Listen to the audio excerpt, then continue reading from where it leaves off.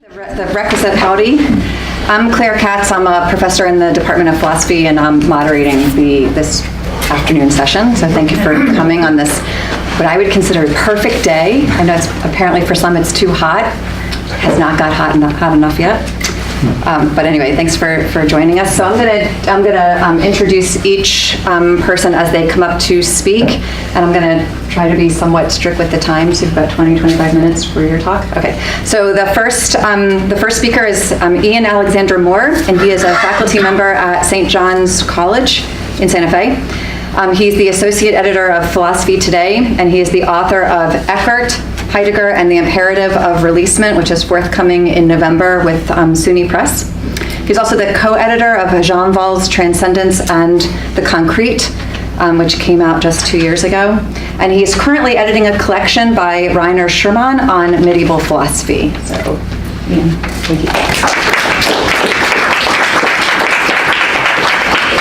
So my epigraph is from Virgil's Aeneid. This is Dido. She says, "I recognize the trace of the ancient flame." Several times in Geschlecht III, as well as in the later volume of Spirits, Derrida notes the following peculiar feature about Heidegger's reading of the poet Georg Trakl. Heidegger insists that the core of Trakl's work is more original, more essential, and more promising than anything on offer in the metaphysical and Christian traditions. However, Heidegger's description of that core, which he himself seems to sign on to, does little more than to repeat the very same content of these traditions.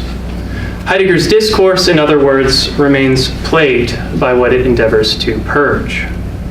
And yet, for all that, and at times even despite itself, Heidegger's reading of Trakl provides a fertile rereading of the nature of being and of our beleaguered relation to it. In what follows, I will critically examine Heidegger's interpretation of Trakl, focusing in particular on a possibility it opens up, but just as soon forecloses. Namely, the idea that spirit is inherently and insuperably riven. Rather than allowing for the inevitability of discord, distress, and dissemination, as Heidegger's own logic seems to demand, he tranquilizes the pain of being, turning it into a force of gathering and an actor in a rather conventional three-part drama about ontological history. So section 1, the promise in pain. Heidegger's reading of Trakl is surely the most violent ever offered of the poets, and perhaps the most violent reading the philosopher ever offered as such. In Heidegger's second essay on Trakl, Die Sprache im Gedicht, eine Erörterung von Georg Trakls Gedicht, nearly every key term takes on a new and unfamiliar sense. Or rather, the proper sense of nearly every key term is resurrected from the ancient tombs of language, the German language above all. The word Erörterung from the subtitle does not mean discussion, but placement or situation. But we must be careful, for Ort does not signify one spatial coordinate among others, or even one particular locale. It marks the site at which all of Trakl's poems are gathered together, like the tip, or in Old High German Ort, of a spear. We are thus dealing ultimately not with poetic creations, but with what Trakl has gathered together of being and condensed, gedichtet, into song, into a single Gedicht, the typical word for poem in German. In this Gedicht, Trakl sings of the soul as ein Fremdes auf Erden, a stranger on earth, we might think. Heidegger, however, would have us hear fremd auf as Old High German fram auf, the soul is on the way to the earth. Thus, on Heidegger's etymological rereading, Trakl is not concerned with the soul's salvation in heaven, with the soul alone trembling before God alone, hungering for the bread of life and thirsting for the wine of the blood shed for it. The soul is admittedly subordinate to Geist, yet Geist, Heidegger says, does not mean pneuma or spiritus, let alone the Holy Ghost, but rather the archaic geis, that which, as such, stands ambiguously outside of itself, on the brink of insurrection, but also on the brink of releasement. We, however, currently live in the throes of Geist, or better in the throes of Geist qua spirits, having forgotten its original twofold essence in favor of the abstracted and absolutized good of Plato and the abstracted and absolutized God of Christianity, as well as their techno-scientific counterparts. Our Western Geschlecht has grown decadent and corrupt, but a new dawn looms on the horizon. The time beckons when the sexes, tribes, generations, and species, Geschlecht means all of these and more besides, will no longer strike out into violence and warfare, but will be folded back into the gentle and harmonious doubleness of times past, or rather of the primeval time before time that marks the time to come, provided we heed its summons. If there is a single sense to all these old and new senses, it is sense in the spatial sense of direction. The soul, Heidegger contends, is on the way to a promised land with very specific features. It is a land cut off from the degenerate race of Occidental metaphysics and its progeny. But it is not therefore Oriental or otherworldly. It is rather an Abendland, held in store for us, or more accurately for some of us. This Abendland is the place for those with ears to hear the proper sense and heed the proper direction of this word, not Occident, but land of evening. And of all the German words Heidegger has been discussing, or rather situating, it is the place of authentic Germany. But, you might ask, isn't the English sense related to the German Sinn? After all, both words mean not just meaning, but direction. Yet we would have to ask and reply, would this matter to Heidegger? Would the border guards of his dreamland therefore grant Anglophones asylum? If they did, wouldn't they also have to admit Francophones, who likewise go in the same sense? What then would become of Germany? In Heidegger's drama, we begin Act 1 in an imagined paradise. But paradise is soon lost, not on account of satanic pride or envy, but owing to an inflammatory impulse at the heart of being, to a sort of ontological autoimmunity, or if you will, to an asthma of spirit. Act 2 recounts this lapsarian attack, even as it prophesies purgation for the elect and promises a homecoming. Finally, Act 3 imagines a paradise permanently regained, where pain does not rend the folds of the one Geschlecht, but more firmly mends them together. For all his silence about the genre, Heidegger's agon is essentially a comedy. But what of an epilogue? Would it close the circle with a Dantean presentation of our will and desire, quote, turning with the love that moves the sun and all the other stars, end quote? Or might it instead suggest a sequel? Section 2, the promise painfully broken. Heidegger allows for no sequel in his reading of Trockle. To be sure, he never explicitly says that the arrival will be permanent, but his promissory, even messianic language readily suggests as much. Before questioning this eschatological thrust in Heidegger's essay, I should pause for a moment to consider an alternative advanced by Derrida toward the end of Geschlecht III. On Derrida's reading, what Heidegger promises is not merely a long-awaited return to our proper abode. Additionally, Heidegger's promise of a return is, quote, necessarily and irreducibly the return of the promise. The promise is already the salvation, end quote. The show, in other words, must go on, and it must continue to go on as such and evermore. Now, while valuable in its own right, this interpretation seems to stand in tension with Heidegger's own text, which frequently points to arrival at specific destinations, and thus to the fulfillment of the promise.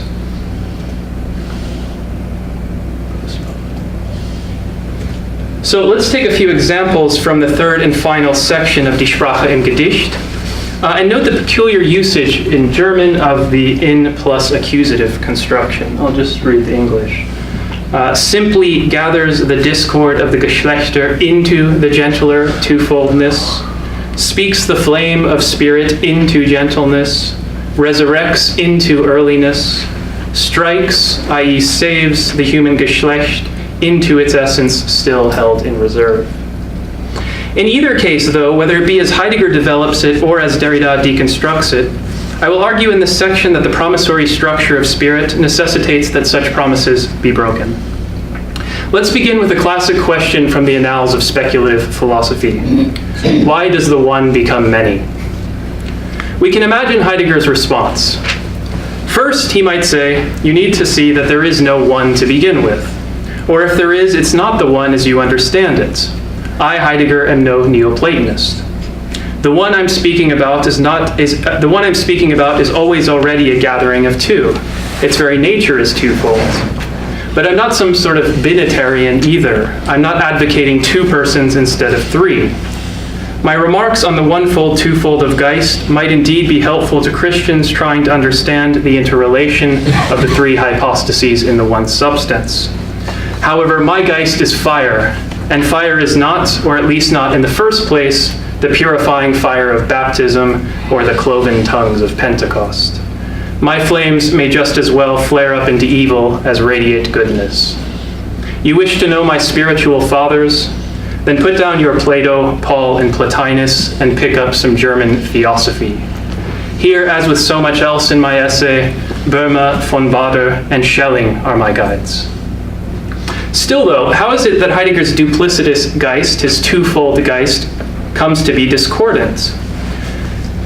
Looking at Heidegger's diagram in his personal copy of Georg Trakhl's poetry, if Geist could just as well become Gelassenheit, so releasement, das sanfte, gentleness, as it could become Aufruhr, insurrection, why does it end up in insurrection?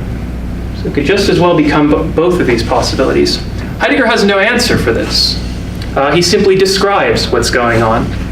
Quote, Geist understood thus essentially holds sway within the possibility of the gentle and the destructive, end quote.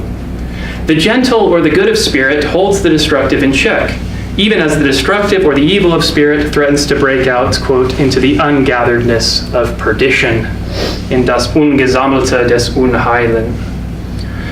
Why, though, does it break out? Based on Heidegger's text, the only answer seems to come in the form of a tautology. It breaks out because it breaks out. Evil lies in the nature of being, and like being, evil is without a reason why, or we could say, shit happens.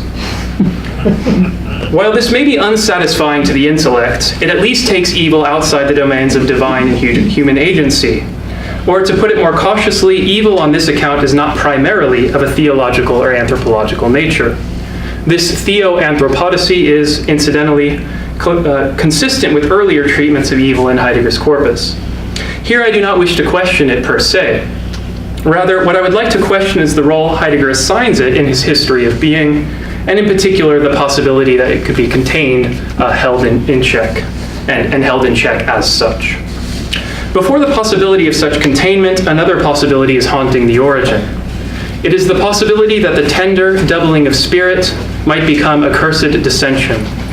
It is the possibility that pain might not merely gather, but instead shatter and scatter. It is, in short, the possibility of insurrection. Listen to Derrida's words on the implications of such a possibility.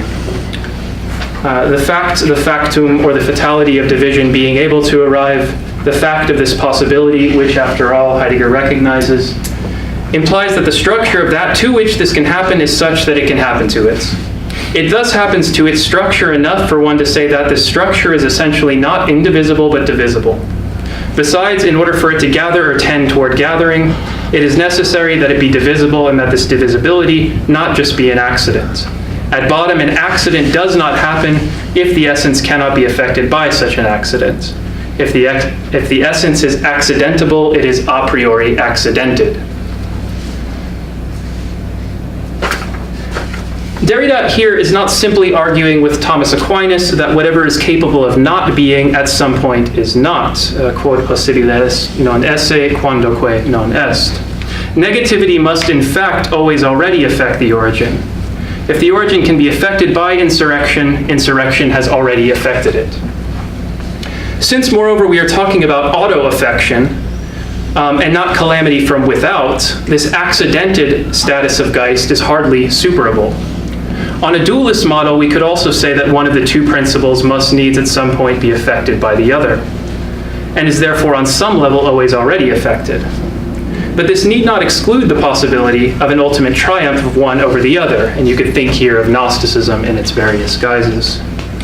Such will not work for Heidegger's model, though, for despite its many folds, it is still a monism of spirits. We might compare Heidegger's model with a similarly complicated, many-folded monism of theosophy. Take Schelling, for example, whose influence can be felt throughout Heidegger's reading of Trakhl. And in Of Spirits, Derrida notes several times that Heidegger's discourse here is literally Schellingian. Let's see. And I thought I'd also point out that in Derrida's Marginalia, in his personal copies of Heidegger's reading of Trockel, very rarely does he write a word that's not just simply the German in his French copy or the French in his German copy. And there are other kind of non-lexical marks you see here, but I thought I'd point out to you that one of the very few words that sort of is not just a direct kind of translation is Schelling, and this is in his French copy of the second Trockel essay. So that's just en passant.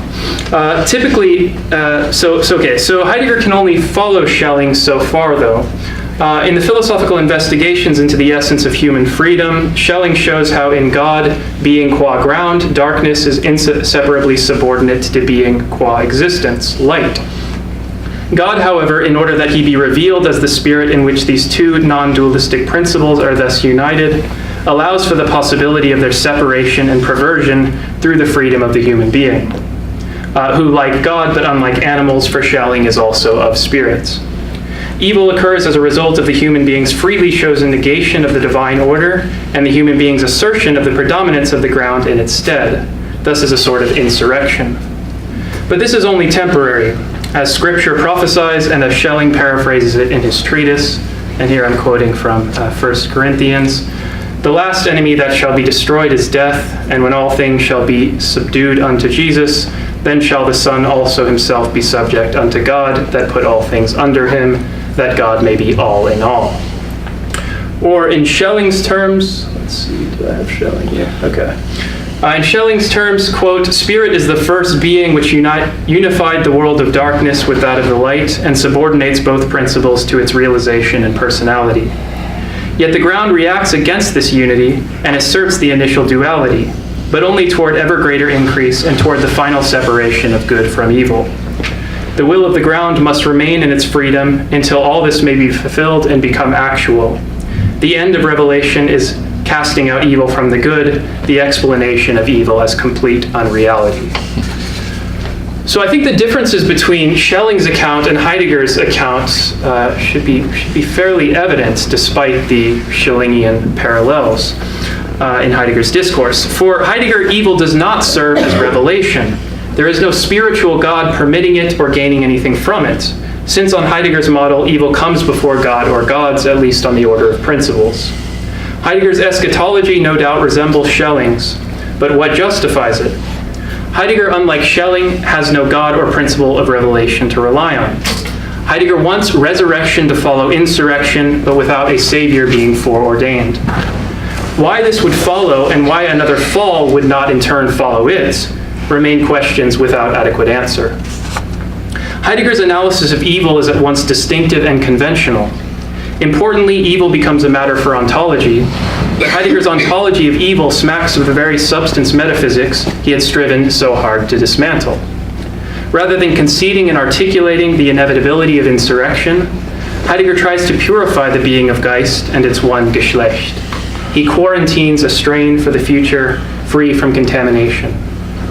Or in Derrida's words, he still adheres to, quote, "the most continuous grand logic of philosophy, which presupposes an exteriority between essence and accident, the pure and the impure, the proper and the improper, good and evil," end quote. Heidegger's analysis of pain bears a similar status. On the one hand, he endeavors to understand pain on a level deeper than physiology or psychology, in terms of what Werner Hamaker called other pains, andere Schmerzen. Take the third stanza of Trockel's Ein Winterabend, which Heidegger analyzes in his first essay on Trockel. I'll just read the German here. You have the English. Wanderer tritt still herein, Schmerz versteinerte die Schwelle, da glänzt in reiner Helle auf dem Tische Brot und Wein. Regarding this stanza, and in particular its third line, Heidegger writes in his first essay on the poets,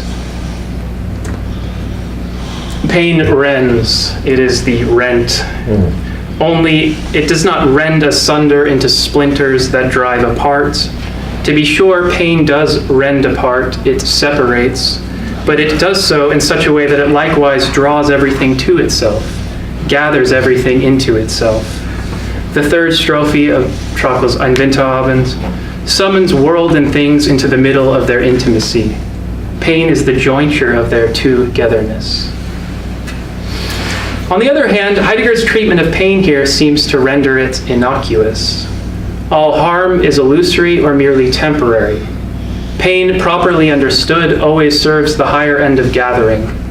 There may be scars, and we may not be dealing here with absolute knowing, but the wounds of pain, like those of Hegel's Geist, always heal. If, however, insurrection is inevitable, so too, I'm arguing, must shattering pain be inevitable. Not the pain that, quote, bestows what is essential, as Heidegger says, but precisely the pain that Heidegger denigrates as superficial semblance. Quote, what is disturbed, inhibited, calamitous, and without the possibility for salvation, all the suffering in what is decaying. So third and final very brief section, Trockel and the promise of pain. Trockel may well have sung of a more tender, less rending pain in some of his poetry, but he is no stranger to the irredeemable pain of loss. Heidegger would have us read all of Trockel's work under the aegis of triumph. Not, to be sure, the triumph of the tortured Christ, which Trockel also sings, but the triumph of a Land and a Geschlecht, or horribile dictu, a nation and a humanity, long held in store for the favored. I have, however, argued that the promise of such a triumph hardly follows from Heidegger's own account of Geist. Moreover, such a triumph hardly follows from the tortured spirit of Trockel's song. Now, I can hardly prove this latter point here. Instead, I'd like to ask in conclusion how you hear Trockel's final poetic words. Is Trockel looking forward to a new birth, as Heidegger claims, or is he lamenting a painful miscarriage, a tragedy of spirit that will soon drive him not to the poetic sounding of silence, but to the irrevocable silence of suicide? So I'll read Grodek to you in German. Am Abend tönen die herbstlichen Wälder, von tödlichen Waffen die goldenen Ebenen und blauen Seen, darüber die Sonne düstere hinrollt. Umfängt die Nacht sterbende Krieger, die wilde Klage ihrer zerbrochenen Münder. Doch Stille sammelt im Weidengrund rotes Gewölk, darin ein söhnender Gott wohnt, das vergossene Blut sich, mondene Kühle. Alle Straßen münden in schwarzer Verwesung. Unter goldenem Gezweig der Nacht und Sternen, es schwankt der Schwester Schatten durch den schweigenden Hain. Zu grüßen die Geister der Helden, die blutenden Häupter. Und leise tönen im Rohr die dunklen Flöten des Herbstes. O stolzere Trauer, ihr ehernen Altäre. Die heiße Flamme des Geistes nährt heute ein gewaltiger Schmerz, die ungebrochenen Enkel. So thank you for your attention. I think we're doing questions at the end. Okay.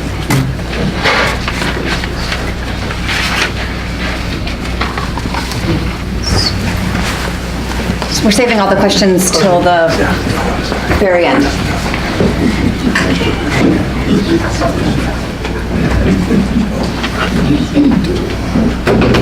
I don't know. Did you send something? No, I have the flash drive. Yeah, so- It's locked.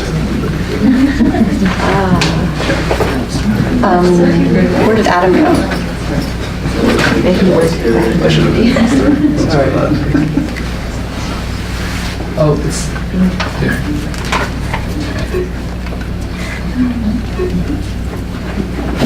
No, I think you mean the computer's locked. Yeah. I don't think it's that. It's I this. see. He needs a password.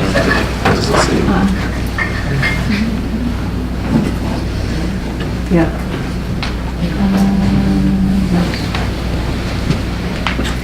Does anybody know where Adam just went? Probably went to the bathroom.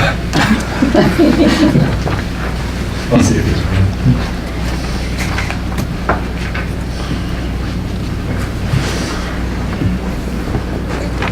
I'm sorry, I don't see him.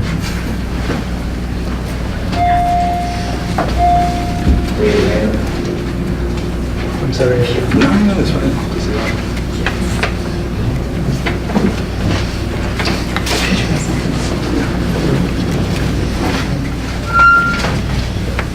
could just try to see if it would just go without that.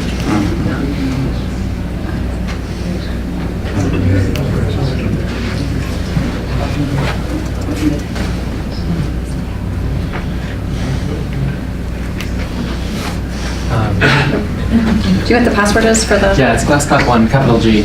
It's on the bottom of the computer, but no one would ever know that. So, Sorry, was not expecting that.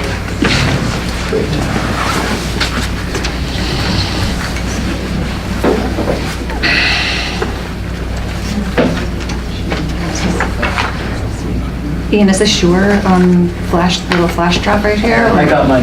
Okay.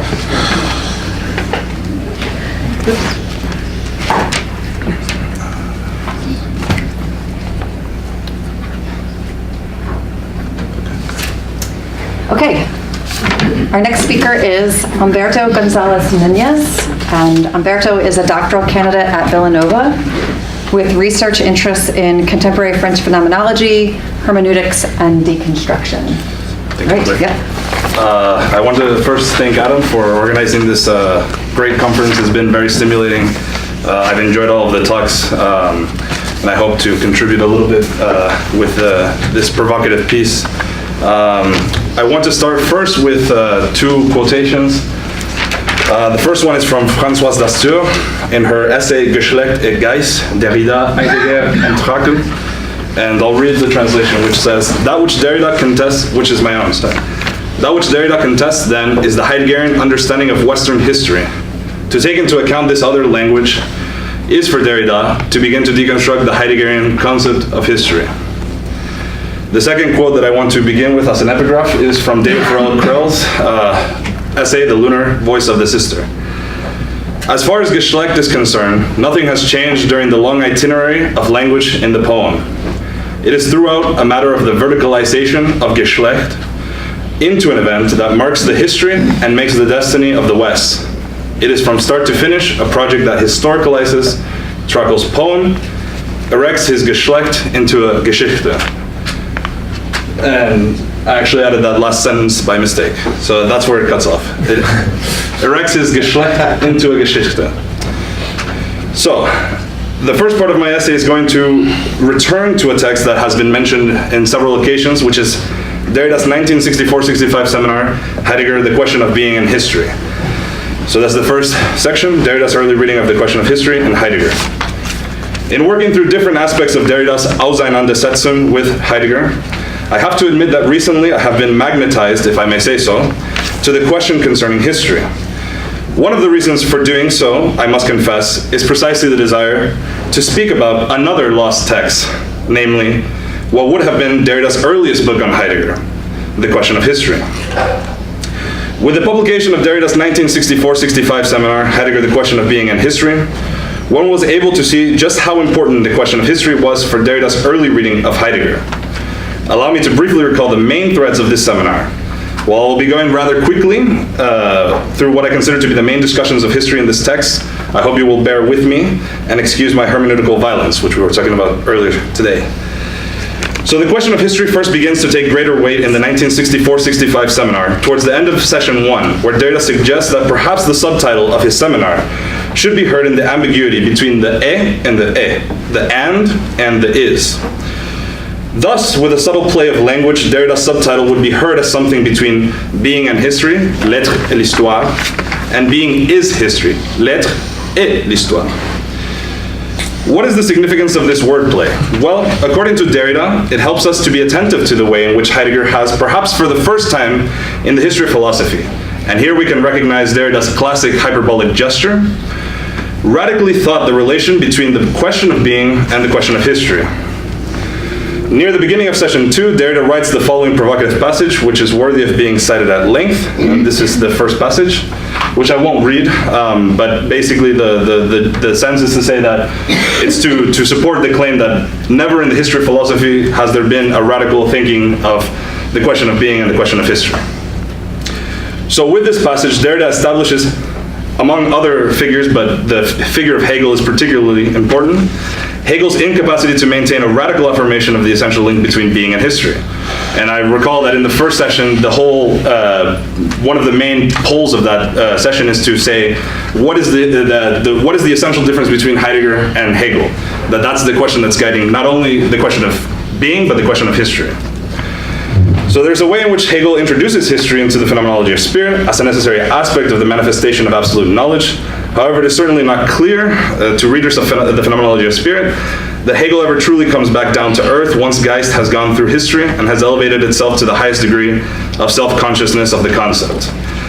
While this may certainly be the case with Hegel, what about Heidegger? In other words, what is distinctive of Heidegger's approach to the question of being and history, such that he is able to maintain a radical affirmation between these two terms?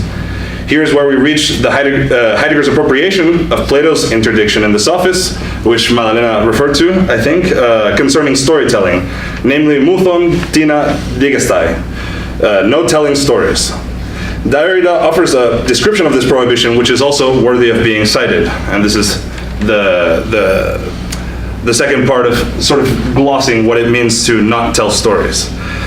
So if we follow Derrida's reading, then it becomes clear that when he writes later in session 2, following this description of what it means to no longer tell stories, which is breaking with the radically narrative structure of a certain understanding of history, Derrida writes the following passage, which again, won't read, but it's sort of to try to give a context to what I'm going to focus on in the question of history. So it is in breaking with the narrative structure, as the two quotes that I have just presented show, that Heidegger attains the radical affirmation between being and history, since it is no longer a matter of mere historicism that would try to easily, one might add, assert the question of history by over-determining the question of being, nor is it a question of ahistoricism, which would perhaps privilege the question of being by over-determining the question of history. So in turning to the end of session 2, Derrida offers a recap of his discussion of the relationship between the question of being and history. And for this particular quote, I just want to emphasize the part where he says, "For there is no language without history, and no history without language." For me, that sentence is one way of connecting my reading of the 1964-65 seminar with this larger question of history as it plays out in the Geschlecht series. So, here, once again, it is possible to identify the connection between being and history, but now with a third term, language, that begins to appear as another essential dimension of the question of being and history. Hence, one could say we are dealing with being, history, and language. So now I'm going to skip ahead a little bit in the seminar by turning to Derrida's discussion of Hegel, Husserl, and Heidegger on the question of history. I will be very brief again, so forgive me for the reductive schema. So in sessions 4 and 5, Derrida is intent on showing even further the extent to which Hegel and now Husserl both establish a narrative schema, or a hidden teleology we could say, in order to account for the concept of history. Thus it is no longer simply a matter of Hegel's phenomenology of spirit or his lectures on the philosophy of history, but in addition to these texts, Derrida adds Husserl's The Crisis of European Sciences and Transcendental Phenomenology. According to Derrida, the narrative order imposed by both Hegel and Husserl offers a clear depiction of what one could call a metaphysics of history, which is also, in one way or another, and Derrida specifically says this, a metaphysics of Geist. And that's a quote from, or a paraphrase from Heidegger, Question of Being and History. Now, in returning to Heidegger, Derrida notes that Heidegger's destruction of Husserlian metaphysics of history will imply, a fortiori, the destruction of Hegelian metaphysics. Thus, in this early reading of Heidegger's text, Derrida claims that it would be illegitimate to assert that there is a teleology in Heidegger's account of history, since his destruction of Husserlian metaphysics, and again, a fortiori, Hegelian metaphysics, alongside his refusal to tell stories, allows him to describe the emergence of different histories through the concept of historicity, Geschichtlichkeit. Hence, according to Derrida, we are exposed to, and this is another quote, an irreducible multiplicity of historicities. I think that that's important to keep in mind as the highlight of Derrida's early reading of Heidegger. So we're exposed to this irreducible multiplicity of histories, such that even though the ge prefix in Geschichte, or say Geschehen, implies some form of gathering or synthesis, it is nevertheless the case that this gathering is never absolute in a totalizing manner, Thus, and here's the final quote I want to present in this quick summary of Heidegger, The Question of Being in History. To speak of historicity in general is not to affirm that there's a general history. It is to affirm that there is a meaning to historicity, not a meaning of history. But a meaning of historicity without which I could not even speak of determinate historicities, without at least implicit reference to this meaning of historicity in general. I could not even affirm that there are histories in the plural. It is curious to note then the relevance of this 1964-65 seminar to our current discussions on the question of gathering or scattering in Heidegger's thought. Here it seems that Derrida is offering us the possibility of thinking historicity in general, not as the type of gathering and totalizing gesture that would result in a general history that could be understood as the leveling down of the different historicities in favor of a single one. Instead, Derrida's point seems quite stronger. In fact, it seems like an affirmation of this play between gathering and scattering, of which Jeff was talking about yesterday. Namely, there is no meaningful way to talk about histories without historicity, but there is also no meaningful sense of discussing historicity without histories. So this is the second part of my presentation, which is a brief interlude to try to tie the two readings, the readings of this earlier seminar with Geschlecht III and Of Spirit. After what I have to admit was a rather lengthy preface of some kind, I want to turn more directly to the question concerning history as it appears in Derrida's Geschlecht III. My claim, given time limitations, will be relatively simple, and I hope to have laid some of the groundwork for its justification in my preceding remarks, even though, as you will see, despite the claim being relatively simple, it requires a lot of work that I look forward to trying to flesh out in discussion. In tracing Derrida's Auseinandersetzung with Heidegger on the question of history, I have arrived at the following tentative conclusion. While Derrida's early reading of Heidegger in 1964-65 offers a generous reading of Heidegger's history of being as a gathering, scattering of historicities that allows us to think the essential link between being and history, it is clear to me that Derrida's later readings of Heidegger problematize this very schema of the history of being. Let me take the opening discussion in Of Spirit as my point of departure. In Of Spirit, Derrida outlines a series of 4 threads that guides his reading of Heidegger. Rather than enumerate all 4, I will skip to the 4th one, which is precisely the one I'm interested in. Namely, and I quote, "The 4th thread finally leads through the thinking of epocality in itself, and in the way it is put to work into what I shall call, a little provocatively, the hidden teleology or the narrative order." And here I want to try to draw attention to the distinction I'm going to try to outline, and I'm just forewarning in advance, between whether or not we can think of the history of being as different from what occurs in Being and Time and what occurs in the later writings. So, of course, having just read key passages from Derrida's early reading of Heidegger, these passages from the late 1980s show the shift in Derrida's reading of Heidegger. And this should not surprise us at all, especially if one considers the stakes of the conversation, that is to say, the highly political context. As Derrida points out, even earlier in Of Spirit, the highly political context in which the hidden teleology of Heidegger's history of being becomes manifest is precisely the one that deals with questions of history, language, the nation, Geschlecht, and the privilege of Greek and German languages. So in what follows, in this final part of what I will develop, I would like to argue that we should pay attention to the way in which Derrida's critical engagement with Heidegger's reading of poetry allows us to see the way in which the latter, that is his reading of poetry, is overdetermined by the hermeneutical horizon of the history of being. In other words, whether the history of being reinscribes the very question of narrativity, a kind of gesture of trying to give a kind of story of sorts. That's the suspicion I want to think about. For one ought to recall, Trakl is not a poet among many, just as Hölderlin was not a poet among many either. Rather, these poets are of interest to Heidegger precisely because they offer us a glimpse to the otherwise mysterious and enigmatic dispensations of being within the context of the history of being. Both Trakl and Hölderlin speak to us from within this history of being in order to call us forth to the task of thinking the future of the West, which begins in Heidegger's epical schema with the Greeks and whose possibility and future now lies with the Germans. While it might seem that we are drawing an overly cartoonish version of Heidegger, there is little doubt in my mind that Heidegger gives us more than enough passages in which his hermeneutical schema of the history of being overdetermines his reading of poetry. One simply needs to turn to his Herderlin lectures on Der Richter or Germania in order to see this at play. And in this context, Die Sprache im Gedicht is no different. Thus, by turning to Derrida's engagement with Heidegger's reading of Trakl in both Of Spirit and Geschlecht III, I hope to outline at least two possible paths, to repeat the gesture of Humberto.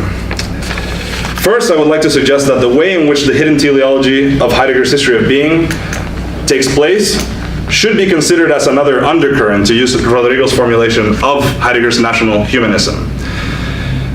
But second, I would like to offer at least a brief glimpse into what an alternative reading of Heidegger on history would look like that would deconstruct his own national humanism in favor of the term that both, again, Derrida and Heidegger share to a certain extent, which is the event, which is to say in favor of this stranger as absolute stranger, as other as Revenant. So the third section is titled Gedicht und Geschichte. By trying to establish a connection between Of Spirit and Geschlecht III, I want to suggest a certain parallelism or mirroring that takes place between the politics of Geist and the politics of Geschlecht. It is this connection that I believe goes a long way to demonstrating the way in which these are two sides of the same national humanistic coin. So one of the main reasons for putting Of Spirit in conversation with Geschlecht III has to do with the way in which both Geist and Geschlecht are introduced by Heidegger, or by Derrida in Of Spirit, as part and parcel of the highly charged political context in which one could read Heidegger's more polemical works. In addition to these terms, Derrida suggests that we could add the discussion concerning history, language, the nation, and the privileging of Greek and German languages, as I mentioned earlier. And it seems clear to me today that it is precisely in the interrelation of all these terms where Heidegger's national humanism becomes most apparent. Now, given that I am particularly interested in the role of history in Heidegger's national humanism, I will skip ahead to chapter 7 of Spirit, where I find a particularly central passage that allows us to identify Heidegger's hidden teleology, or narrative order of the history of being, at play in its most explicit manner. Thus, when Derrida notes, and I quote, "By calling it spirit, back to the care of the question of being, and in the same movement, in it, to the taking charge of the sendung, of a mission, the historical mission of our people, as the middle of the West." End quote. One could easily make the claim that we are witnessing in this passage the quasi-teleological structure of Heidegger's Seinsgeschichte. Within this hermeneutical horizon, the history of being indicates the structure through which one, as mortal Dasein, receives the sending of being as a mission that reveals to us our destiny as a people, das Volk. It is through this hermeneutical structure that Heidegger, as Derrida goes on to know, will begin to develop the distinctive characteristics of his national humanism, since the sending of being, quote, passes once more through the responsibility of questioning as it is entrusted, assigned, and destined to our people, end quote. Hence, as Derrida mentions, and I quote again, all these responsibilities are interwoven, that of our people, that of the question of being, and that of our language, end quote. To my mind, the politics of Geist shows us another manifestation of this phenomenon described national humanism. Since here, and I quote again for the final time, it is again the spiritual quality which defines the absolute privilege of the German language. So given that the politics of Geist mirrors so well the politics of Geschlecht that appears in Geschlecht III, but also in other texts in the Geschlecht series, I will not further this critical aspect of Derrida's reading of Heidegger, and that I have referred to as the hidden teleology of Heidegger's history of being. There are plenty of places in Heidegger's writing where we could see the same structure at play. Rather, on a different note, but with the same Derridian spirit, I want to turn to what I sketched out as the second path of my presentation, namely what I consider to be the outlines of a more affirmative account of Heidegger's reading of Trakl. In particular, I will turn to Geschlecht III and the way in which Derrida understands the role of the stranger, which is a figure that already appears in Of Spirit, but which to my mind receives further elucidation in Geschlecht III, and to which I now turn. By introducing the figure of the stranger, Derrida, in Geschlecht III, formulates another possible reading of Heidegger in the following manner. One can read Heidegger's text as opening towards something that Heidegger himself cannot account entirely for, even though he will admit that he can. In a way, this is what gives Heidegger's work its magnetizing quality. In what does this consist? In the fact that not everything is entirely calculated by Heidegger, even when he gives the appearance that everything is. There's always a sense of risk in Heidegger's work, a risk that, to be sure, has the possibility of ending up in the most nefarious of places, as we all know, and on which we should constantly be en garde. But also, a thought in which the absolute stranger is not exhaustively thought without remainder. At least that is my claim. In this sense, I would like to quote a rather lengthy and beautiful passage using the translation by Katie and Rodrigo that will serve as a kind of transition towards what I consider to be the open thread concerning the question of history, language, and poetry in Geschlecht III, once we are able to consider this other path of Heidegger's thinking. And here's the French, and I'll give the reading of Katie and Rodrigo's translation. So,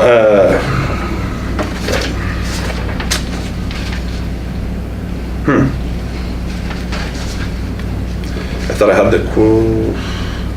Well, there's the, I thought I had it with me, but I misplaced it somehow. But anyways, I kind of remember the translation, so I'll try my best. So in what consists then this evental quality or eventness quality, or this advent quality of Trakhl's poetry?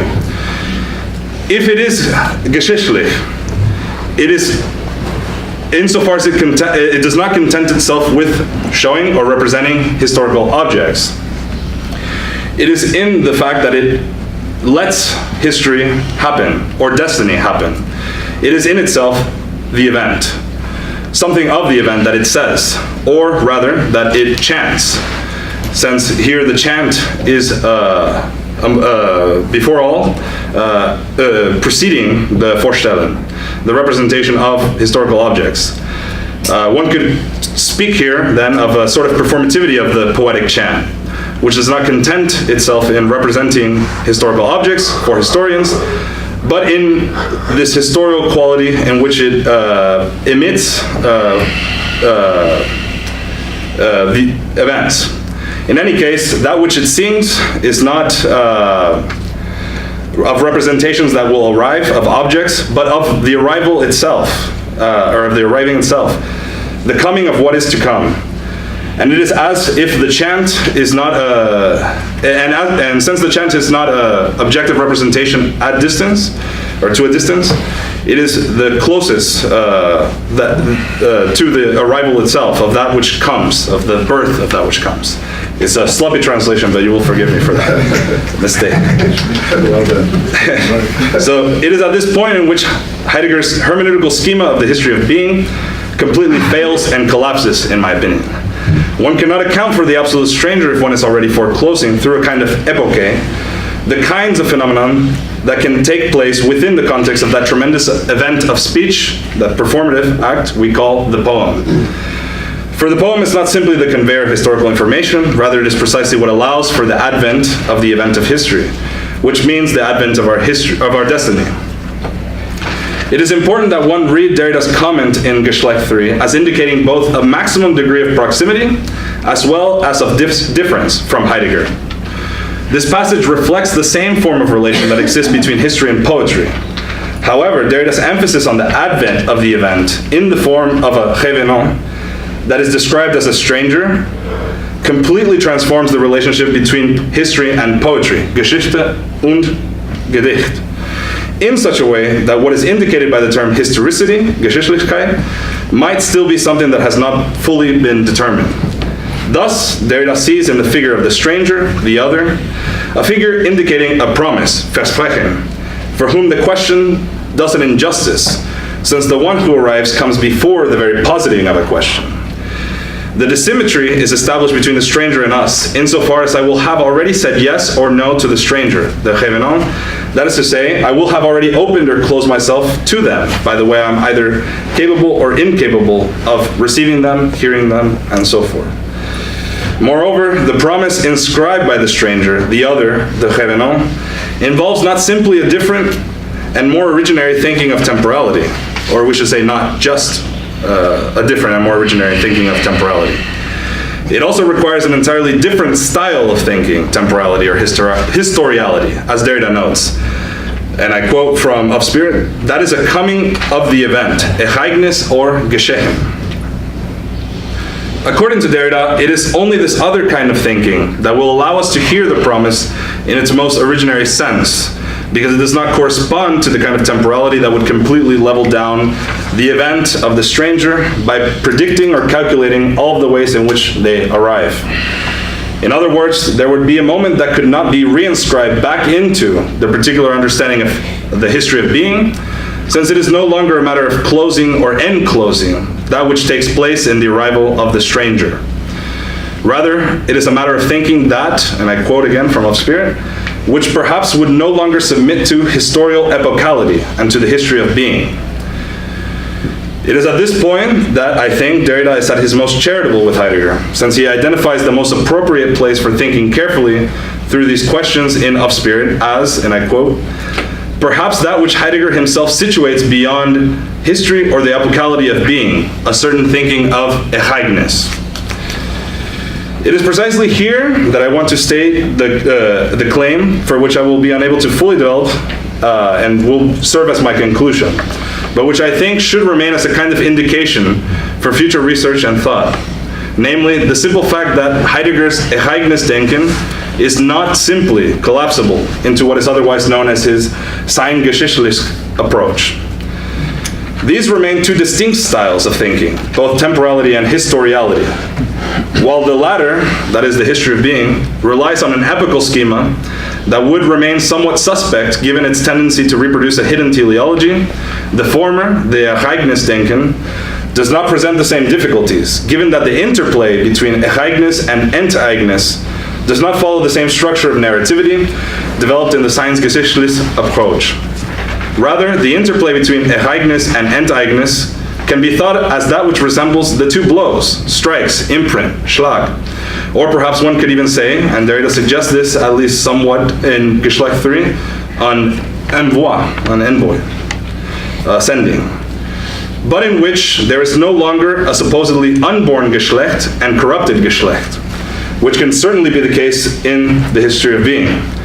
Rather, there is only a gathering, which I suggest translating gathering as Ereignis, that is somewhat scattered, Enteignis, and a scattered Enteignis that is always somewhat gathered, Ereignis.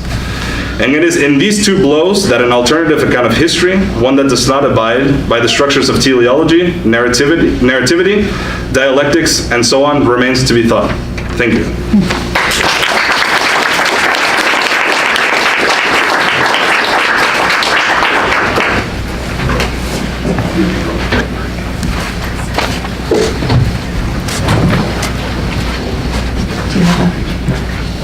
I can just close it.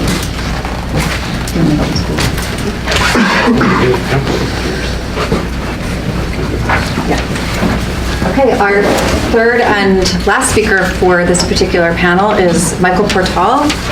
And Michael is a first-year PhD student right here in the philosophy department at Texas A&M. His work centers on hermeneutics, phenomenology, and Jewish philosophy. Currently, the distinction between memory and history haunts his work and motivates his interest in transmission, translation, and in the hearing of meaning more generally. His paper concerns the historical inheritance that weighs on the present and that Derrida challenges the reader to reimagine. Okay. So 2 quick notes. First, this paper reflects my interest in the transmission of meaning from generation to generation. At stake here is the imperfect nature of all transmission, that there is always some of the original message lost in translation, some remainder that is necessarily abandoned and ultimately forgotten. In reading Geschlecht III, I was struck by Derrida's attentiveness to this remainder, this untranslatable aspect of language, to this idiomaticity. Rather than approach this historical and linguistic inheritance conservatively, aiming to return and perfectly preserve the meaning of the past, forever following in the steps and choreographies of those who came before us, Derrida suggests we break from the past and learn to, quote, dance otherwise. This paper explores the nature of this dance. Second, and before I properly begin, and I want to express my warm gratitude to everyone who's here and everyone else who has presented, I would like to specifically thank the Melbourne G. Glasscock Center for Humanities Research for their generous grant in support of this symposium, Dr. Adam Rosenthal, for having worked tirelessly in organizing and planning this event, and Dr. Ted George for his invaluable guidance and encouragement as I prepared this paper. Thank you. Okay, so the survivor's dance, idiom and transmission in Geschlecht III. So while reading Geschlecht III, one can imagine Jacques Derrida speaking to a weary audience, an audience exhausted by the many hours already spent and still left to be spent discussing Martin Heidegger's reading of George Trockel's poetry. As Derrida remarks, quote, "I can imagine the impatience of some, not only with the sustained slowness of this reading, but also with the duration of this stay with Heidegger. Heidegger again? And this return to Heidegger? And this return of Heidegger? Isn't it enough already? Is it still relevant?" For Derrida, such a deliberate reading remains necessary because, quote, "the Heidegger who returns, or to whom we return, is never the same as before. In reading Heidegger anew, we ask new questions and get new answers. Today, as Derrida notes, Heidegger's corpus has a different configuration. We see new landscapes." But from where does Derrida's confidence originate? How do we find something new in reading and rereading something old? This may seem like a tired question. After all, it was Heraclitus who remarked that one cannot step twice into the same river. Why would reading a text be any different? However, unlike the river, whose particular waters change from moment to moment, the printed text of a book does not change. Accordingly, the text that one enters into necessarily conditions all future readings and interpretations of it. Future work on the text must necessarily refer and return to the original. In this way, the original text becomes the center of discussion, which, as Derrida remarked in his celebrated essay, Structure, Sign, and Play, in the Discourse of the Human Sciences, restricts and, quote, "closes off the play which it opens up and makes possible." While a particular text gives the material for interpretation, not all interpretations are equal. Those that stray too far from the source, the center, the original text, are those that fail to return to it, have in some sense missed the point, and have no true bearing on the text or its meaning. Derrida finds this textuality objectionable, or at least worrisome. In returning and borrowing from the original text, one wittingly and unwittingly brings along, quote, "the whole of metaphysics that is contained in that text," leading one to be, quote, "trapped in a kind of circle of dependence, of reference, etc., with that original text." Derrida describes this as a type of hostage situation, that one is held hostage by the original text and its language, never truly free to leave the text behind. Derrida, interested in a new reading of Heidegger, is eager to avoid being trapped or held hostage by Heidegger's text, language, etc. This concern motivates the opening lines of Geschlecht III, where Derrida describes the tactical approach employed in his particular reading, that, to create a particular type of reading, a reading that aims to, quote, "be slow, irregular in its rhythm, following a path that no linear representation could account for." While it might appear as if Derrida's reading is deliberately unproductive and aimless, Derrida leaves room for, or rather makes room for, something new, for one to, quote, "suddenly jump or zigzag." Simply, Derrida aims to disrupt the rhythm and tempo that Heidegger sets in reading and studying Trockel. He says as much. Let me quote, "Let us regulate our steps with Heidegger's and also deregulate them, so that we may disturb his cadence, decelerate when it goes too fast, interrupt a jump, suspend the movement, or on the contrary, jump all at once to a detour." So while Derrida's critique of Heidegger uses the term, while Derrida's critique of Heidegger's use of the term Geschlecht ranges over a number of topics, I will focus on aspects of Derrida's critique that concern Heidegger's view of the appropriation of history, of the cadence that mobilizes Heidegger's thought. In 3 sections, I argue with Derrida and against Heidegger that we are always responsible to receive the past otherwise, to rethink that which is passed down to us. I give contour to this claim through the introduction of the metaphor of dance, suggesting that a dance with history otherwise than in a ring dance, a round dance, going in circles, that we could do otherwise than just simply conserve the semantically inherited patterns of tradition. So part 1, dance and revolution. In this section, I aim to introduce the image of dance, of an activity that we cannot fully appropriate, but nevertheless remains necessary for any new reading of Heidegger. This dance metaphor figures prominently in a 1982 interview between Christy MacDonald and Derrida. MacDonald begins the interview by citing Emma Goldman, a late 19th century feminist, who once said of the feminist movement, "If I can't dance, I don't want to be a part of your revolution." Derrida, recognizing dance as an alternative to the bland and illusory progressivism of the, quote, homogenized, sterilized river of history of mankind, he sees that as valuable. here we see mankind as l'histoire des hommes, so man's story, kind of. Dance is antithetical to just going with the flow or submitting to the tradition. To dance is to, quote, resist and step back from one's inheritance. To dance is really simply to do things differently, to break with the past. Now, precisely defining this dance is difficult and likely impossible for Derrida. In some obvious sense, however, dance must refer to someone moving rhythmically. Dance is necessarily embodied. Someone is dancing, and sometimes that person is dancing poorly.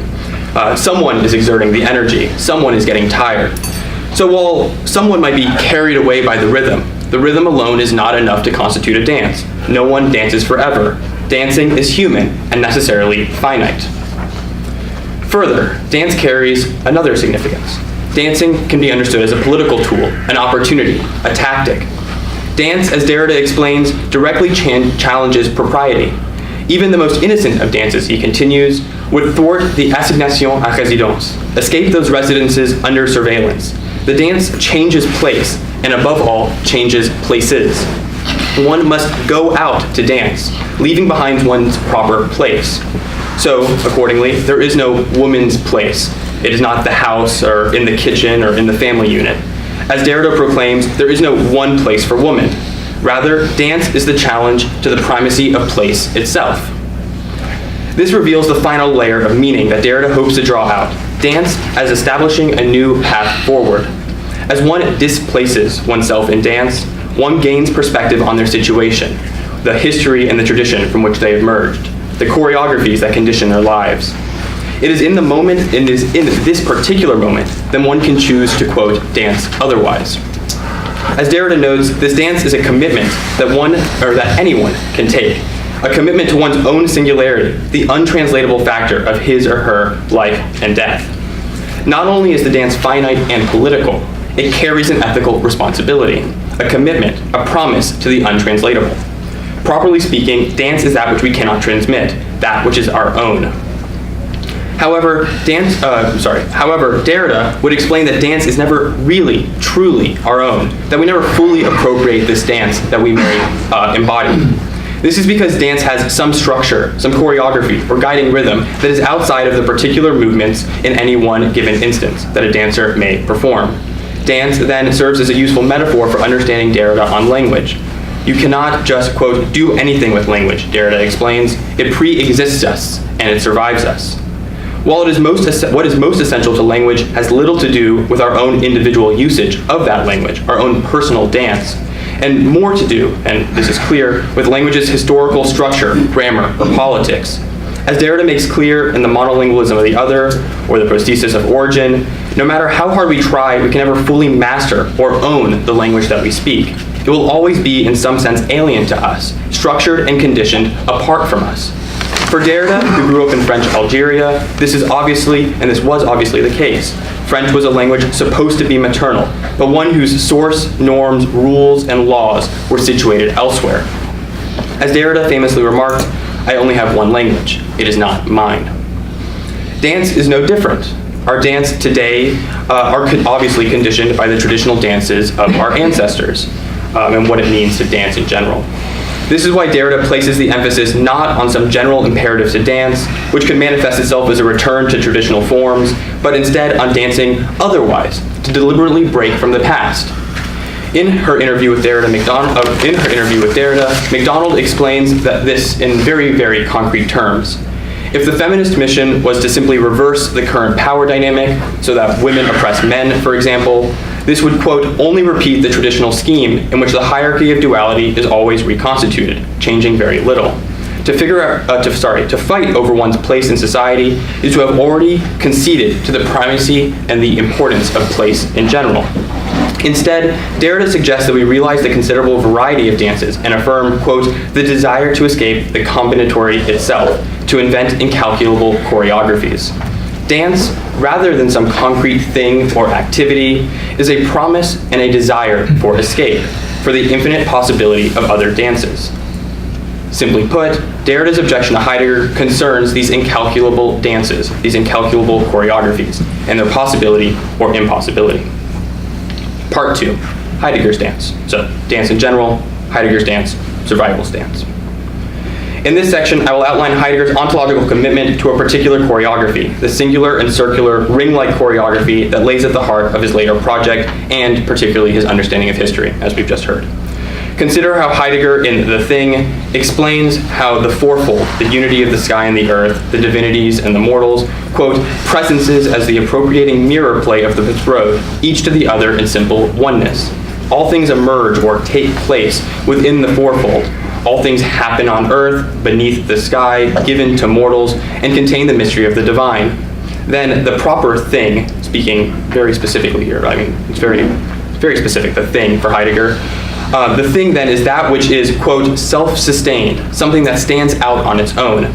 Heidegger encourages the reader to reimagine or encounter again the jug, whose emptiness that one fills with a liquid is both shaped by the jug's walls and bottom, and that which ultimately shapes the jug as it appears and is given to us. It is the jug's emptiness and readiness to be filled with a liquid that makes the jug appear as a jug rather than something else. The jug stands out on its own against the backdrop of existence. Since it is not reducible to either of these relations, it cannot be imagined apart from these relations, and is, in appearing for us, implies the presence of the fourfold, something outside of it. This circle of implication is Heidegger's circle dance, round dance, or ring dance. It's described in multiple different ways. As Heidegger explains, the mirror play of the world is the round dance of appropriating, which, unlike a hoop that merely encircles the fourfold, acts as the ring that joins while it plays as mirroring. Things are only things to us because, like the dance, they simultaneously pull other things into presence for us and are simultaneously pulled into being by these other things. The dance is like mirror play because the dance is a return to the same, a constant turning and returning. It goes in a circle. This is essential to the nature of Heidegger's use of the term mirror, as Joan Stambaugh explains, since the mirror is constituted, quote, such that anything can be reflected in it, because itself has no appearance within itself. The mirror is nothing but the possibility of mirroring and reflecting, end quote. The mirror, like the ring dance, is nothing but the condition for the possibility of meaning or appearance itself. The mirror is empty except for what it reflects, for what it brings into being. And in reflecting the things that it ultimately reflects, the mirror is identified as a mirror. It becomes a mirror. This extends to the whole world, where all the reality comes together, where all of reality comes together to take on meaning in this infinite mirroring and dancing.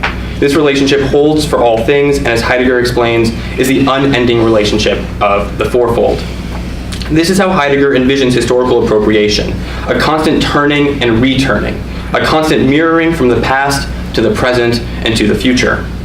This circular relation, and that's in quotes, that's from Derrida. This circular relation is what structures meaning, and for Heidegger is what conditions all possibilities for the new. As Derrida explains, quote, creativity for Heidegger is circular. The creation of the new is only a recourse, a resource, a circular return to the source, the most originary.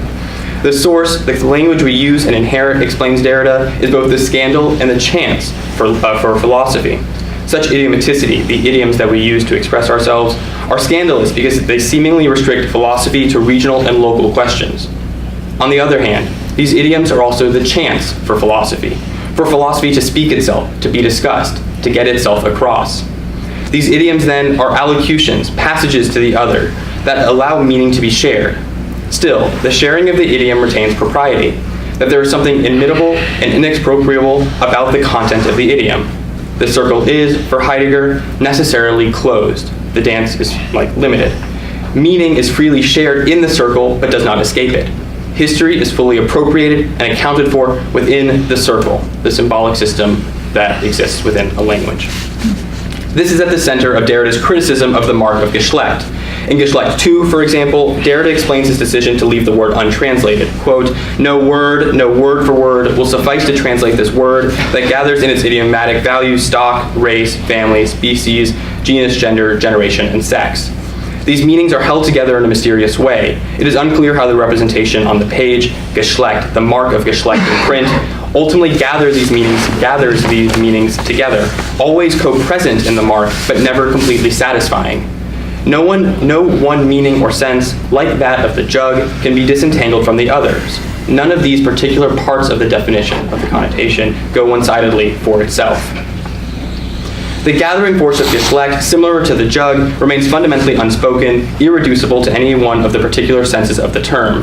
As Heidegger makes clear in language in the poem, the unspoken, this invisible gathering force that unifies the things in front of us, is what gives meaning to that which is spoken. Quote, every great poet creates his poetry out of a single poetic statement. This is never reducible to any one text, such that, quote, none of his individual poems, nor their totality, say it all. In this way, Heidegger explains that the poet's statement remains unspoken, ever present in the rhythm that each poem carries, like a wave far from leaving the sight behind, in its rise, causes all the movements of the saying to flow back to its ever more hidden source. This hidden source is only truly intelligible or localizable in a particular German context. For Derrida, the untranslatability of Geschlecht indicates that the term belongs irreducibly to German, to a German more essential than all the phenomena of empiric Germanness, but to some German nonetheless. This explains the concern that Derrida raises in ontotheology of national humanism. One can follow Heidegger, that is, to dance with Heidegger, without, the question is more like this. How can one follow Heidegger, or rather dance with him, without already being German, or alternatively, without submitting to his idiomatic language and trying to be German in one's expression and study? Such idiomatic language raises concern because such an issue is not, quote, an object for study, meaning by that a theme or a problem that one has before one and in which one is not really and gravely situated and circumvented and pre-comprehended, in what one is precisely a historical and philosophical situation with respect to which no overarching view is possible. Simply, one cannot study these philosophical idioms without employing or already being enmeshed in the idioms that one wants to study. We are being held hostage by the language that Heidegger uses. There is no obvious escape from this circle of meaning, or this ring of meaning, no possibility for the distance necessary for free and fair analysis of Heidegger's work. Here we see the double bind. Either we are outside of the circle, never to have access to its meaning, or we're inside the circle, never truly free. For Heidegger, then, the best, and perhaps maybe the only philosophy happens in German, or between Germans, where everything always gets across, where the idioms are most powerful and concrete. Maybe not concrete. This ring dance of meaning for Heidegger is frictionless, since the entirety of the meaning in this return to the source is always conserved. Nothing is ever lost. There's only pure transmission, pure circulation from one to the other. The dance continues going around endlessly. The mirror keeps reflecting. This is the promise of German philosophy, what Derrida calls Heidegger's philosophical nationalism, his trust in the structure of the national consciousness, and the fact that, quote, the nation posits itself not only as a bearer of a philosophy, but an exemplary philosophy, i.e. one that is both particular and potentially universal, and which is philosophical by that very fact. In this way, one cannot ignore Derrida's proclamation, and this is in response to Heidegger's nationalism, that between life and death, nationalism has, as its own proper space, the experience of haunting. There's no nationalism without some ghost. In some sense, as we have seen in earlier talks, the expansionist logic found in all possible nationalisms kill all that it deems foreign and hostile, generating new ghosts, in a very literal sense. The more relevant implication of this line, at least for my study, is located in how a nation's exemplary philosophy comes to appropriate the past and its national history. The nationalism must mobilize the ghosts of its past to explain the circular relation that the nation has with itself. The source that one returns to is a particular ghost, is in itself actually a particular ghost, an illusory place detached from the present that still haunts the present. The return to the source that grounds the Heideggerian movement is dependent on justifying its circular structure. Quote, the circle is, and this is from Derrida, the circle is that of an alliance, of a bond that must be reaffirmed, the alliance with its own origin and therefore its own destination, its own providence which enjoins the German people to become what it is or what it must be. One is committing themselves to an alliance with oneself, with one's own unconscious, with one's originary past. One becomes partner with a certain type of ghost, those of previous generations, those like us, or those who can be appropriated for us, at the exclusion of others. In sum, Heidegger's ring dance or round dance then mobilizes a particular set of ghosts, those of great German poets and intellectuals, for a frictionless dance, where the idiom persists in a choreographed circle of transmission. These resistant elements to the dance, those that ultimately step and dance out of time or just get in the way of the circle that Heidegger has in mind, are quickly removed from the circle, cut out, relegated to death. Part 3, the survivor's dance, a proposal and conclusion. To conclude this paper, I want to reflect on Derrida's insistence on the impossibility of this returning to the source, of his general rejection of the ring dance. In Time of the King, for example, Derrida decries this type of circular economy and this drive for perfect circulation that centers on the circular return to the point of departure, to the origin, also to the home. The economy takes upon itself a conservative, Odyssean structure that is governed by, quote, nostalgia, a homesickness, a provisional exile longing for reappropriation. In reality, we never are able to truly return home. Home is never as we left it, we are never the same, and as in the case with language, we're never really welcome in that home to begin with. Heidegger is incorrect, Derrida argues, to think that the ring dance preserves meaning perfectly and without end, indefinitely and without question.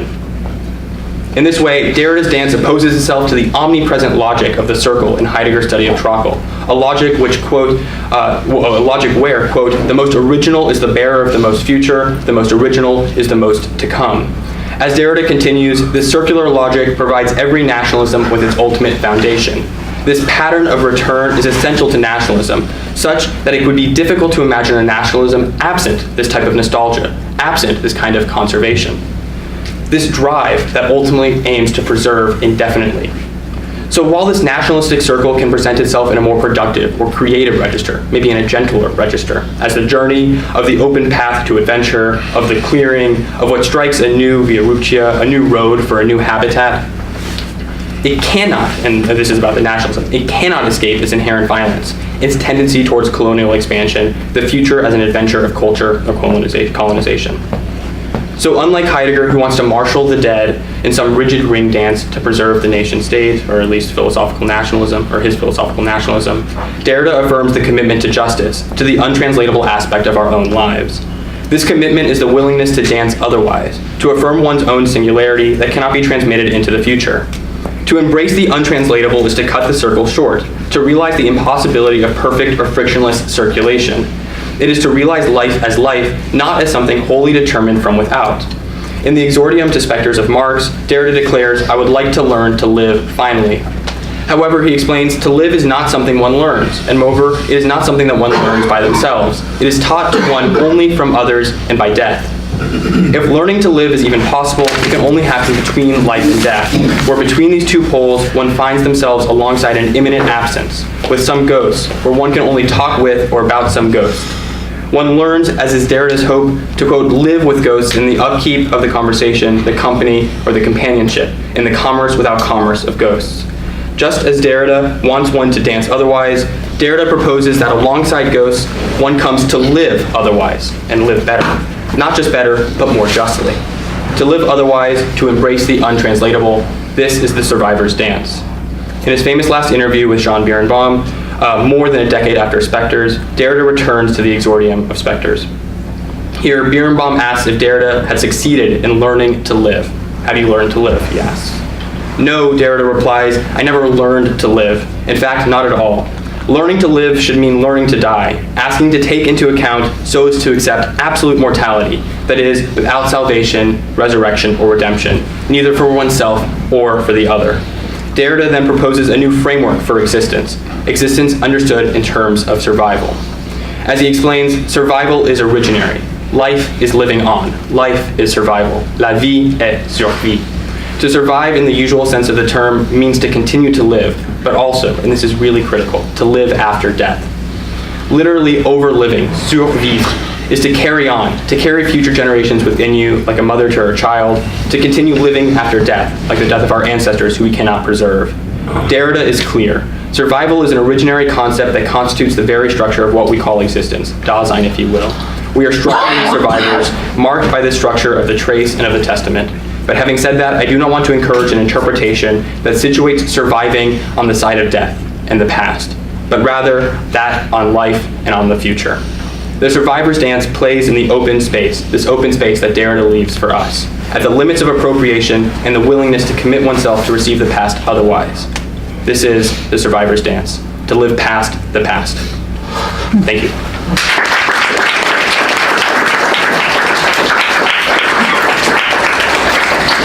Should they all be up there? Yeah. Okay. I'm just ask a question. Am I taking the questions? Yeah. Okay. I've done enough. I mean, not taking them, but All right.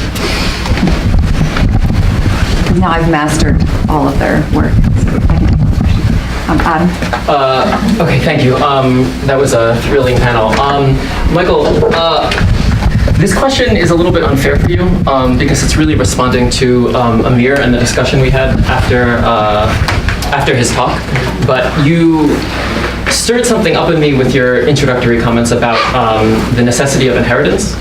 And this is a little bit, I don't know if I'm able to articulate this, but I guess I want to say that on the one hand, one cannot but inherit. Fine. The danger, though, and I think this was coming out in what Amir was trying to say there, whether one decides, how does one inherit, right? Does one read Heidegger or does one not read Heidegger? Is the only choice, like, basically, one thing that seems to be coming through is that if we must inherit, that means we must continue to repeat the things that we've already read, and it's only that way that we can break through the new. I heard hints of that. I don't know, I'm not saying that was what your paper was about, but I heard hints of that. And I guess the danger there is, like, how do we know that we're actually freely choosing this or succumbing to some kind of repetition compulsion? And I think that Derrida would be actually totally comfortable with that undecidability. And I think when he utters in his seminar, like, why are we reading Heidegger again? I know you're all annoyed with me that we're reading Heidegger. That's like, he's not sure. And I think that, like, this is obviously, I mean, I organized a damn conference on, right? I encourage you all to come here and read Trakl and Heidegger and Derrida. So I'm as guilty as any of you. But I think that we must inherit or that we must reread does not dictate what we read off the bat. And I'm not saying that we can exceed Heidegger by simply not reading him, but it also doesn't, it neither means that we shouldn't read Heidegger nor that we must read Heidegger.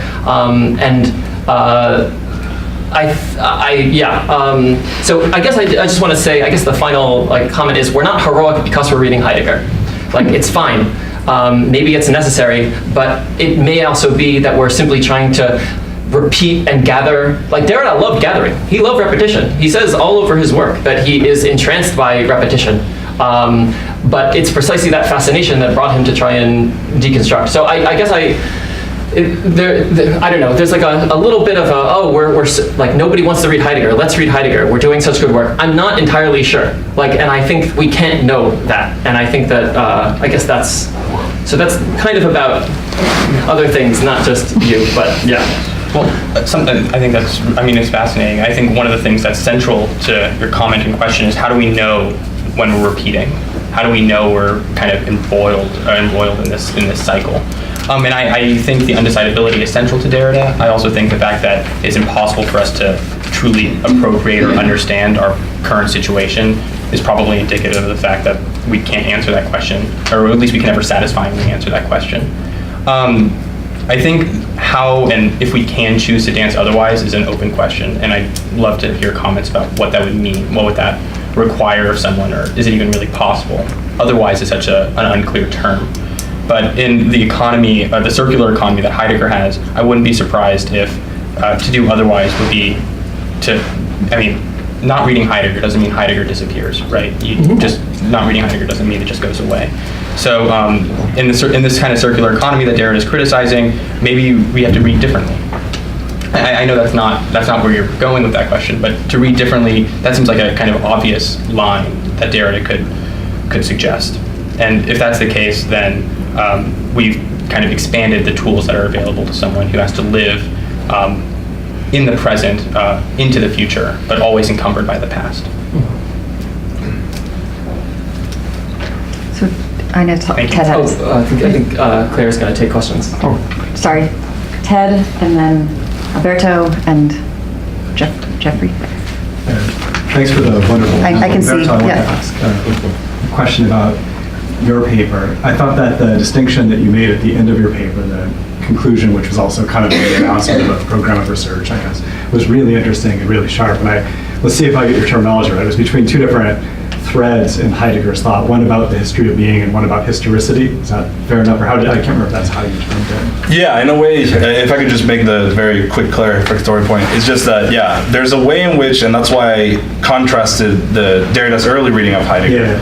Because, yeah, there's something about historicity that doesn't necessarily fall back into the history. I agree. That's a great, and I find that really worthy of pursuit. But I nevertheless wanted to kind of ask about this theme of the history of being in Heidegger. On the one hand, I agree with you that I love your terminology too, that there's a kind of question about a hidden teleology of being there. But I wanted to make two observations about his discourse, and that suggests to me that it might be more interesting than that. That's not really to defend it, but rather just ask what you think about it, maybe for this future program. First, when Heidegger talks about the history of being, it strikes me that he also has in mind a dialogue with other thinkers who've tried to think the epochal history of being, and that much of what he has to say is really a very tacit or subtle dialogue with them. Above all, Nietzsche and his history of being, the way that's how Heidegger would talk about it, Hegel, and then maybe on the other side, somebody like Hölderlin. So in other words, he's got a lot to say about the history of being that's not just like his story of the epochs, but is much more a kind of very subtle critical relation to these other figures who've tried to do it. That's one thing. Second observation is that when he talks about the history of being, I agree. I mean, it's, how do you even get started with it? But it's really intricate, really interesting, and there's a lot to it. Like when he starts talking about the translation of Greek terms into Latin, it's lucid and illuminating the way he talks about how certain questions and problematics in Greek thought become covered over. So that in the course of this history of being, even if you might worry that there's a kind of hidden teleology of being going on, there's also a lot else going on that's sort of interesting. And I just wondered how you think about incorporating that into your discussion. No, I think I appreciate the comment, because I mean, yeah, it's of course the history of being shows something about Heidegger himself. So when he describes his relationship to Nietzsche's account of the history of being, or of Hegel's history of being, the interesting thing is not whether he's right or wrong. It's what it says about him. That's the more interesting gesture that I want to understand. Because on the one hand, that's the question, right? The two paths repeats itself again. Because on the one hand, Heidegger does do this sort of intra-philosophical analysis of certain concepts, of certain translations, of certain words, terms, etc. But it remains within philosophy. And when it remains within philosophy, for me, that's the first suspicion. And again, it's determined by the structure. So when he reads poetry, he doesn't read it, like we were talking before, he doesn't read it sort of as it appears to him. I think he feigns that, because it's very much inscribed within the history of being. He says that Hölderlin speaks to us from being, or he hears being in a way, and he recites it in a way, right? And that's what we're trying to hear. So I'm skeptical of that gesture. But the other one is that whatever's not included in that schema, whatever doesn't fall in. I mean, you have the classic. Is it his schema, or do you think he's? I think it is in a certain way. Destructing a schema that he's found in the German tradition or something like that. That could be. I think destructing would be a word he wouldn't use at that phase of his career, but from paragraph 6 of being taken as kind of like. No, I think that could very well be, because that's where I was going, is that it could very well be a response to his own sort of tradition. But then again, then the Derridian comment comes in, which is, why is Spinoza or a whole number of philosophers excluded from the history of being? Why is it always like modern German? Exactly. Yeah. Thanks. Alberto? I also have a question about the history of being, but probably from the other side. I agree with you that Nietzsche is crucially important here, absolutely. And of course the opposition to Hegel, and they tend to do nothing other than Hegel, otherwise than Hegel. But my question for you, Humberto, is that, because I don't know if you agree with me, that's my question. Do you agree with me that Heidegger claims that the history of being has come to an end? In other words, that the history of being is a particular moment of the history of the West, that starts with the early Greek thinking and ends with Erasmus, with the thought of Erasmus. What happens after Erasmus, the thinking of the world, the worlding of the thing, all of that stuff, it's already outside the history of being. So the opposition that you have to logics, history of being, which accounts for metaphysics, and then Erasmus thinking. I agree with you that there are two different logics here, but they're not simply contradictory, supplementary, no. One ends and another begins. Don't you think? That's my question. The second question, or the second is not a question, it's just a comment. I think that we need to read Heidegger. Sorry, that's maybe an unhappy position to be in, but and let me tell you why. The two most important infrapolitical phenomena in contemporary thought, the two most important tendencies, it seems to me, Afro-pessimism and invisible committee stuff, Heidegger is essential for them, okay? So, of course, we don't have to do anything. We can go live at the end of the road, you know? We can go fish. But if we want to be connected with contemporary thinking and with the most interesting developments in contemporary thinking, I think Heidegger cannot be there. I just wanted to say, because, you know, it's it's comfortable to say, no, I have to. But not that I'm thinking that you say because it is comfortable. I want to take the opposite position, to take the other position. Yeah, no, if I could just respond very quickly. I agree with you. And that's why it's so difficult to try to think of the progression of Heidegger's work. Right, the history of being comes probably as a result of the incompletion of Being in Time and the project that was laid out there. And it's very difficult because you see moments where in the 1930s, 1940s writings that Heidegger does he's constantly vacillating. He vacillates between the position of the Beiträge and the position of History of Being, the text.